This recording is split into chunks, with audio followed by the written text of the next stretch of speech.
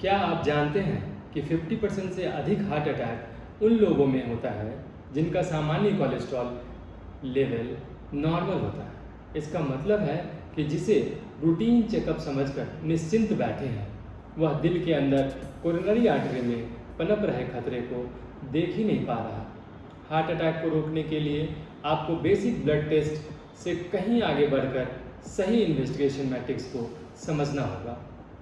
Heart attack से बचना कोई किस्मत का खेल नहीं, बल्कि यह शुद्ध डेटा और सही समय पे की गई सटीक टेस्ट का साइंस है। ज़्यादातर लोग सीने में होने वाले दर्द का इंतज़ार करते हैं या बिना किसी लक्षण के ही महंगे और अनावश्यक टेस्ट जैसे बार बार टीएमटी करते हैं। अमेरिकन हार्ट एसोसिएशन के अनुसार प्रिवेंटिव केयर का एक बेहद सटीक स्टेप बाय स्टेप प्रोटोकॉल है। आइए जानते हैं कि आपके रिस्क स्कोर के हिसाब से आपके लिए कौन सा टेस्ट गेम चेंजर साबित हो सकता है। नमस्कार, मैं doctor Amardeep Kumar, interventional cardiologist. Step 1, clinical risk assessment. इसमें एक डिजिटल कैलकुलेटर है जिसे प्रिवेंट इक्वेशन कहते हैं। इसमें डॉक्टर आपके डाटा फीड करते हैं, जिसमें 30 to 79 ईयर के एडल्ट जिन्हें कार्डियोवैस्कुलर डिजीज़ नहीं है उन्हें चुना जाता है। इसमें जो डाटा पुट करते हैं उसमें एज, सेक्स, सिस्टोलिक बीपी कितना है, आप एंटी हाइपरटेंसिव दवा ले रहे हैं या नहीं, टोटल कोलेस्ट्रॉल की कितनी मात्रा है, एचडीएल की कितनी मात्रा है, lipid lowering medicine means cholesterol को घटाने की कोई दवा ले रहे हैं या नहीं, शुगर है या नहीं, किडनी कितनी वर्क कर रही है, जो EGFR से कैलकुलेट करते हैं उसका वैल्यू, प्लस करंट में स्मोकिंग कर रहे हैं या नहीं, या आपका BMI कितना है। ये सारे डाटा पुट करने के बाद कैलकुलेटर एक परसेंटेज में स्कोर जनरेट करता है। उस स्कोर के बेसिस पे अगले 10 साल और 30 साल में होने वाले हार्ट अटैक और स्ट्रोक के जोखिम को 4 भागों में बांटता है। यदि ये स्कोर लेस देन 3% है तो इसका मतलब है कि जोखिम कम है, लो रिस्क है। 3 to लेस देन 5% है तो बॉर्डर लाइन रिस्क है, और 5 to लेस देन 10% है तो इंटरमीडिएट रिस्क है, 10% या उससे ज़्यादा है तो हाई रिस्क है। स्टेप 2 में प्राइमरी स्क्रीनिंग टेस्ट करते हैं, जिसमें ब्लड प्रेशर का टेस्ट, कोलेस्ट्रॉल टेस्ट और डायबिटीज स्क्रीनिंग टेस्ट करते हैं। ब्लड प्रेशर की जांच करना ज़रूरी होता है। नॉर्मल ब्लड प्रेशर 120/80 से कम होना चाहिए। यदि क्लिनिक में ब्लड प्रेशर बढ़ा हुआ आता है और घर पे नॉर्मल रहता है तो 24 घंटे का एम्बुलेटरी ब्लड प्रेशर मॉनिटरिंग भी करते हैं। दूसरा है लिपिड टेस्ट, जिसमें total cholesterol, LDL, HDL, triglyceride, non HDL test आता है। तीसरा डायबिटीज स्क्रीनिंग, जिसमें fasting blood sugar, random blood sugar, PP blood sugar और HbA1c टेस्ट करते हैं। HbA1c जो 3 महीने का औसत शुगर बताता है। स्टेप 3, एडवांस ब्लड टेस्ट, जिसमें apoprotein B, lipoprotein A, HSCRP, HS cardiac troponin T test आते हैं। एपोप्रोटीन B सामान्य LDL कोलेस्ट्रॉल सिर्फ कोलेस्ट्रॉल का अमाउंट बताता है, जबकि एपो-B यह सभी कणों जैसे पार्टिकल की संख्या बताती है जो आर्टरी के वॉल को भेद कर ब्लॉकेज बना सकते हैं, जैसे LDL कोलेस्ट्रॉल, VLDL कोलेस्ट्रॉल और IDL कोलेस्ट्रॉल। दूसरा है लाइपोप्रोटीन A। यह एक सामान्य LDL कोलेस्ट्रॉल है जिसके ऊपर एपो-A प्रोटीन जुड़ा होता है। यह पार्टिकल जो लाइपोप्रोटीन A है न केवल ब्लॉकेज बताता है, बल्कि यह ब्लड क्लॉट जमने की प्रक्रिया को भी तेज करता है।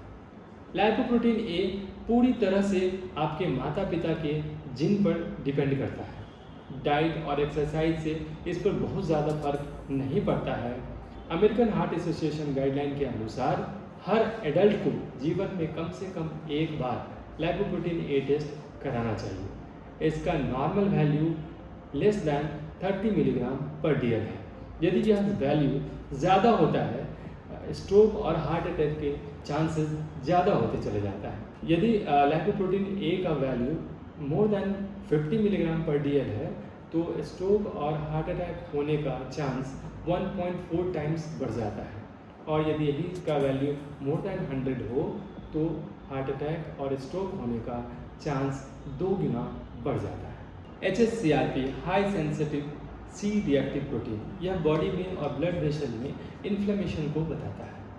यदि इसका वैल्यू 2 मिलीग्राम पर लीटर से ज़्यादा है एक बार से ज़्यादा टेस्ट में और इन्फ्लेमेशन सूजन का कोई दूसरा कारण ना हो तो यह बताता है कि कोरोनरी आर्टरी में जो ब्लॉकेज है वह अनस्टेबल है, वह कभी भी रप्चर हो सकता है और एक बड़े हार्ट अटैक के रूप में बदल सकता है। HS cardiac troponin, high sensitive cardiac troponin, यह हार्ट के मसल का प्रोटीन है।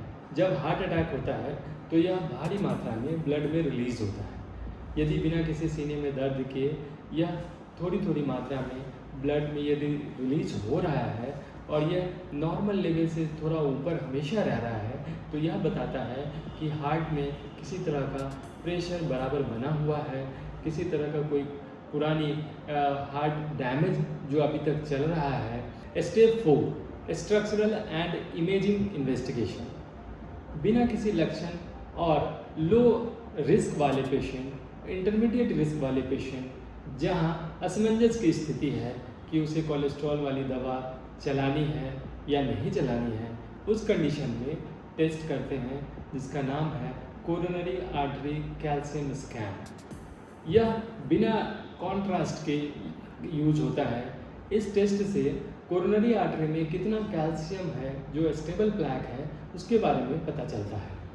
दूसरा टेस्ट है कोरोनरी CT एंजियोग्राम। यह non calcified soft lipid plaque के बारे में बताता है जो कि मुख्य रूप से सडन हार्ट अटैक का कारण होता है। स्टेप 5 स्ट्रेस टेस्ट, यह टेस्ट दिल पर जानबूझकर दबाव डालकर यह देखते हैं कि तनाव की स्थिति में दिल की नसें मांसपेशियों तक पर्याप्त मात्रा में ऑक्सीजन पहुंचा पा रहा है या नहीं।